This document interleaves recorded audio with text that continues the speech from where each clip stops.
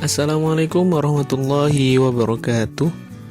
Selamat datang di channel Ngaji Al-Quran As-Sunnah, channel yang insya Allah akan membahas segala sesuatu yang berhubungan dengan Al-Quran dan As-Sunnah. Selamat menyaksikan.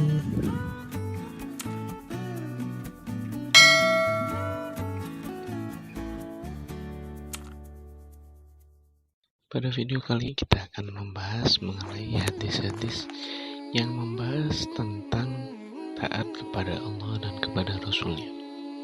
Banyak sekali hadis yang menjelaskan tentang kewajiban kita sebagai umat agama Islam untuk taat dan patuh kepada Allah Subhanahu wa Ta'ala dan Rasul-Nya. Mulai dari hadis yang pertama dari Imam Muslim yang meriwayatkan dari sahabat Abu Hurairah. Beliau berkata, "An Abi Hurairah radhiyallahu ta'ala an Nabi sallallahu alaihi wasallam qala, man ata'ani faqad ata'a Allah wa man 'asani faqad 'asa Allah. Wa may yuti'il amira faqad ata'ani wa may ya'sil amira faqad 'asani." Nah, dalam hadis ini Rasulullah menjelaskan bahwasanya ketaatan kepada Rasulullah berarti ketaatan kepada Allah Subhanahu wa Ta'ala, sebagaimana yang sudah kita jelaskan dalam video ayat-ayat yang menjelaskan ketaatan kepada Allah dan Rasul-Nya, bahwasanya taat kepada Rasul dan taat kepada Allah itu satu kesatuan yang tidak bisa dipisahkan. Taat kepada Allah berarti taat kepada Rasul, taat kepada Rasul berarti taat kepada Allah. Karena apa yang disampaikan oleh Rasulullah, apa yang diperintahkan oleh Rasulullah SAW merupakan wahyu yang diilhamkan oleh Allah Subhanahu wa Ta'ala. Sehingga yang diperintahkan oleh Rasulullah ya pada dasarnya apa yang diperintahkan oleh Allah Subhanahu wa Ta'ala. Nah, jika taat kepada Rasul merupakan taat kepada Allah, maka membangkang atau durhaka kepada Rasulullah berarti durhaka kepada Allah Subhanahu wa Ta'ala. Jika sampai berani durhaka kepada Rasulullah, berarti berani durhaka kepada Allah Subhanahu wa Ta'ala, Zat yang Maha Pencipta. Naudzubillah. Nah, ketaatan tersebut bisa diwujudkan dalam bentuk menjalankan perintahnya, menjauhi larangannya, menuruti semua perintahnya. Jadi artian perintah itu bukan hanya perintah wajib, tapi juga perintah sunnah. Begitu juga larangan. Larangan itu bukan hanya larangan yang berkisar pada keharaman, tapi juga bahkan hal-hal yang makruh kita tetap usahakan untuk menjauhi. Ini yang disebut dengan makna taat yang sebenarnya. Nah, selanjutnya adalah ada pemimpin. Setelah taat kepada Allah, taat kepada Rasulullah, baru kita taat kepada pemimpin.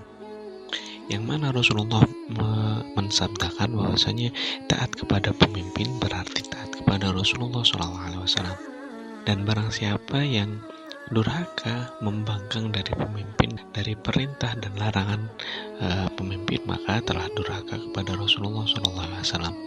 Ini seperti yang sudah kita jelaskan dalam video penjelasan Al-Quran, bahwasanya perintah dan larangan pemimpin itu selama tidak menyalahi atau menyimpang dari perintah dan larangan Allah dan Rasul-Nya, maka selama masih dalam koridor itu masih harus kita lakukan. Tapi kalau sampai keluar dari koridor itu, maka tidak perlu atau tidak boleh kita lakukan, karena yang utama adalah mentaati perintah Allah dan menjauhi larangannya.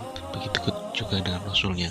Nah, adapun kalau memang pemimpinnya kurang cakap atau kurang mampu memimpin kita dalam masalah kepemimpinannya, maka yaitu urusannya pemimpin tersebut dengan Allah Subhanahu wa Ta'ala. Tanggung jawabnya nanti pemimpin tersebut kepada Allah Subhanahu wa Ta'ala. Kewajiban kita hanya tetap mematuhi apa yang sudah diatur dan dengan batasan selama tidak melanggar aturan dari Allah Subhanahu wa Ta'ala dan Rasul-Nya. Hadis selanjutnya adalah hadis dari Imam Muslim, masih sama dari sahabat Abu Hurairah dengan redaksi yang lain. Imam Muslim mengatakan, "An Abi Hurairah radhiyallahu ta'ala an yuhaditsu annahu sami'a Rasulullah sallallahu alaihi wasallam yaqul, ma nahaytukum anhu fajtanibuhu wa ma amartukum bihi faf'alu minhu mastata'tum fa innama ahlakal ladzina min qablikum kathratu masailihim wa ikhtilafuhum ala anbiya'ihim." Sahabat Abu Hurairah mengatakan bahwasanya Rasulullah pernah mensabdakan, apa saja yang aku larang maka jauhilah, dan apapun yang aku perintahkan maka kerjakanlah selama kamu bisa, semampu kamu. Nah, ini merupakan perintah untuk taat kepada Rasulullah SAW. Apapun yang sudah dilarang oleh Rasulullah, maka wajib untuk kita hindari. Dan apapun yang sudah diperintahkan oleh Rasulullah SAW, maka wajib bagi kita untuk melaksanakannya sebatas kemampuan kita. Ada keterangan Mas Tontum ya. Jadi menjalankan perintah dan menjauhi larangan itu tetap dalam batasan yang kita mampu. Misalnya kita diperintahkan bersedekah oleh Rasulullah SAW, ketika kita mampunya hanya sebatas uang 5.000 misalnya, kita sedekahkan 5.000. Jangan semisal kita punya uang 5.000, kita memaksakan diri untuk bersedekah sebanyak 20.000 misalnya. Ini sebagai contoh bahwasanya perintah dan larangan yang diberikan oleh Allah, yang diberikan oleh Rasulullah, itu kita kerjakan perintahnya dan kita hindari larangannya sebatas kemampuan kita. Adapun yang tidak kita mampu lakukan, tidak perlu kita lakukan. Fa innama ahlakal ladzina min qablikum kathratu masailihim. Nah, perintah dan larangan tadi kerjakan untuk perintahnya, jauhi untuk larangannya tanpa perlu banyak tanya, tanpa perlu protes dan perdebatan secara terus-menerus. Jadi apa yang diperintahkan Rasulullah kita kerjakan, apa yang dilarang ya kita tinggalkan. Nah, mengerjakan dan meninggalkannya itu dengan tanpa mendebat Rasulullah, dengan tanpa menselisih Rasulullah.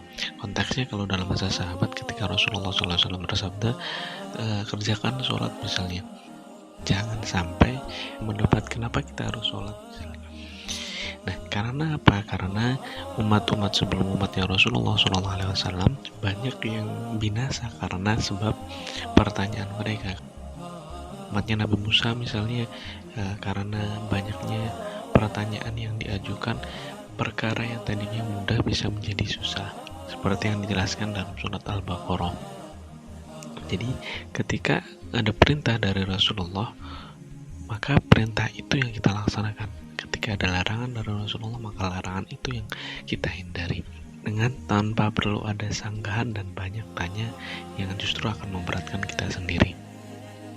Waqtilafum ala anbiya'ihim. Nah, sebab kedua, umat sebelum Rasulullah SAW itu menjadi binasa juga karena ikhtilafum ala anbiya'ihim, senang atau gemar sekali berdebat, berselisih dengan nabi-nabi mereka, dengan rasul-rasul mereka. Rasul diberikan perintah, diberikan wahyu untuk menjalankan sesuatu, bukannya dituruti dan ditaati, justru malah didebat oleh umatnya. Nah, ini salah satu sebab yang menjadikan binasanya umat-umat sebelum umatnya Rasulullah SAW.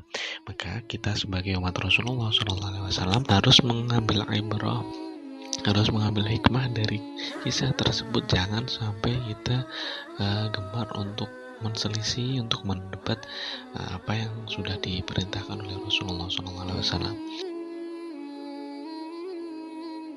Dan hadis yang terakhir adalah riwayat Imam Al-Bukhari.